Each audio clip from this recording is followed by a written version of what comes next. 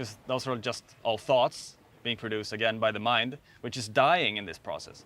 This is really what an ego death is. And so what I have realized is that grief is an emotion that is standing in between ourselves and recognizing who we truly are. There's something old dying here, and I'm okay with that. I'm okay with my ego trying to grasp for things. I'm okay with my ego being scared. What if everything that you have always thought of, everything that you have always experienced, everything that you have had opinions about, worldviews, views on yourself, your self-image, how others see you, all of these things, everything that you have ever lived through, what if all of these things were all lies?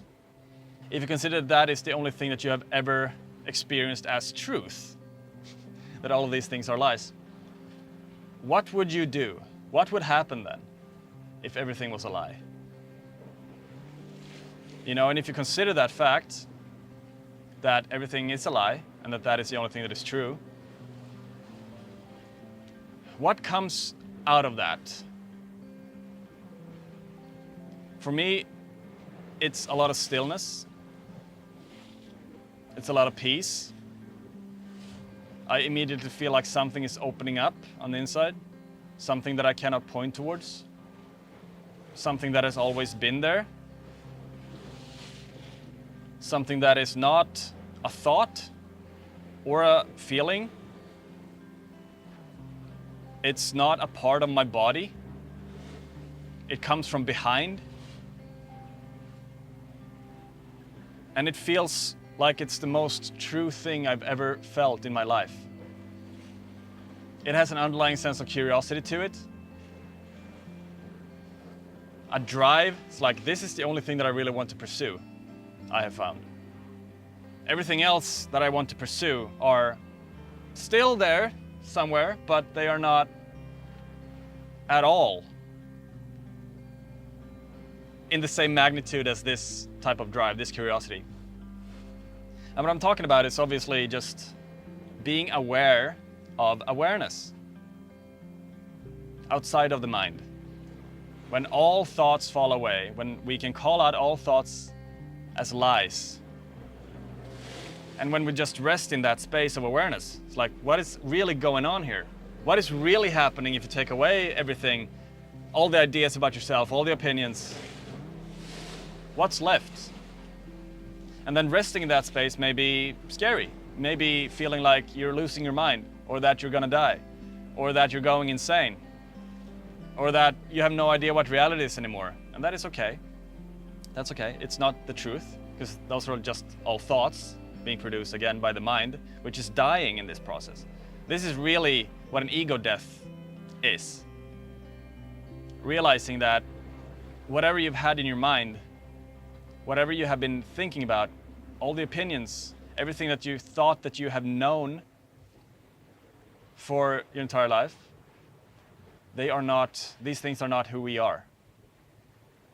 There's something deeper going on, and that is who I am. That is what I am. And I think taking the first steps towards this is crucial for humanity. I believe that this is what we will all do eventually, but it's just going to take some time. And everything that we experience in our life, everything that we have experienced, will try to convince us of the opposite, that this thought that I have is actually, this thought is really true. I need to hold on to this thought. It can be about trauma or like stored pain. Grief is a good example. Grief is difficult to sit with for the mind, but it feels so good. And I'm grieving. I'm in grief of the old, what's been, the old world. Like, we're not going back. All the technology and everything that is just almost getting to a place where it's like overwhelming. It's like, it's okay. We'll adapt to that. These are all just thoughts coming up, right? But the grief of that we need to feel, because grief is such an interesting emotion, because we think that we need to get away from grief. I don't want to grieve, and we think that when we do grieve, we're actually not grieving. We're resisting the grief. We're thinking about the thing that makes us sad. which is just resisting it. We're not allowing ourselves to feel it fully. And so what I have realized is that grief is an emotion that is standing in between ourselves and recognizing who we truly are.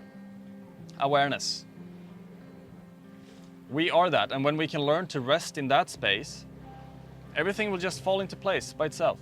We don't need to do anything. We don't need to become anything else than what we already are. We don't need to add anything to ourselves. We don't need to change anything with ourselves. We don't need to take away anything from ourselves.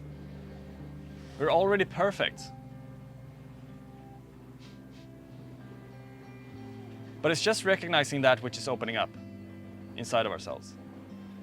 There's something here that has always been here, that has been here since I opened my eyes when I took birth, that I cannot take away. If I took everything away from my life, what is one thing that I cannot take away that is always true? Me. I. Existing. Knowing that I exist. I cannot take that away. It's impossible. And when we recognize that, when we sit in that space long enough, we will realize that we may realize that everything that has ever happened has happened inside of me. Watching this ocean where I'm sitting, Spain, Mallorca, it's a good place. This is inside me, because everything that I have ever experienced is inside awareness. And the field, the size of awareness is never changing. It's always exactly as it is. And identifying with that is always peaceful. It always feels like we are home.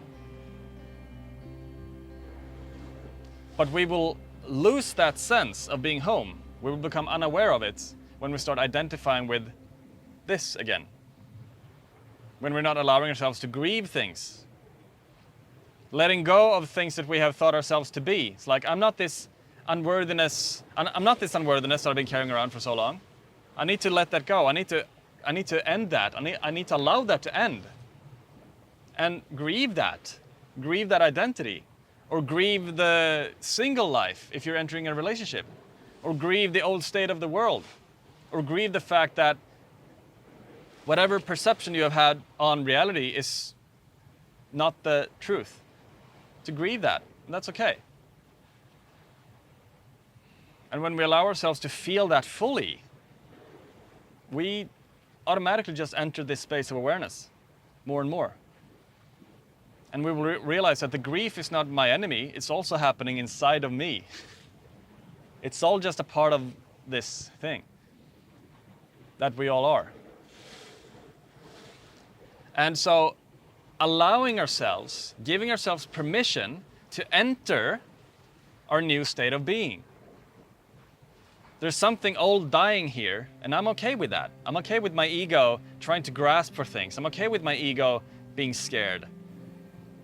But what's on the other side though? Can I start to glimpse that? Can I feel that peace, that connection, that sense of feeling like I'm home all the time? And can I allow that to just be happening without me trying to grasp it or trying to resist or cling? Can I give myself permission to become something new? Can I give myself permission to be in the unknown, to not know what's going to happen? Can I stay there? And when pain arises, because pain will always arise. When pain arises, to feel that, to be with that. To not think that there's something wrong with us because we have pain. To not feel shame for having pain. To not feel shame or guilt for suffering. Right? It's like, of course we suffer. There are a lot of things that we need to process. Of course there will be suffering. Of course there will be resistance. To not feel shameful about that. To realize that this is human life. And I can make the human experience a lot more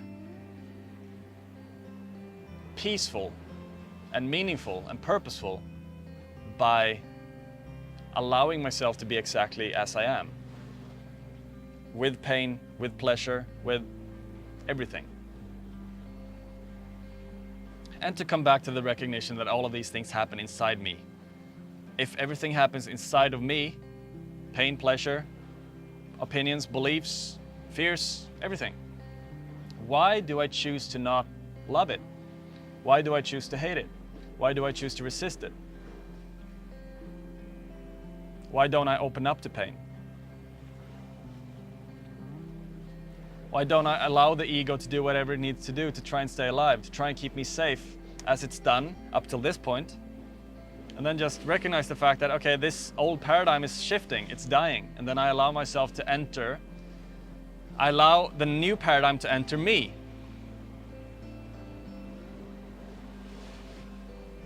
And that's one way to find deeper peace.